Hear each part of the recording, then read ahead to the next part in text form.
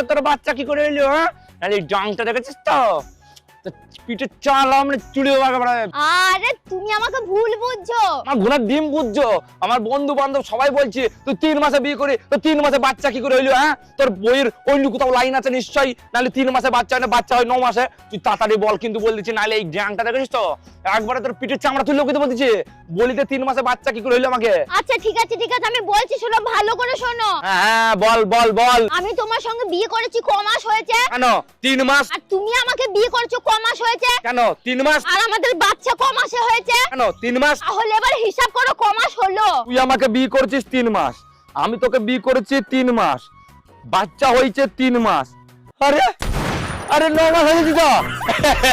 I sorry, আমি তোকে বিনা ফালতু ভুল বুঝিছি, বন্ধু বান্ধব বলেছিল তো ওই জন্য। তুমি সবসময় আমার সাথে এরকমই করো।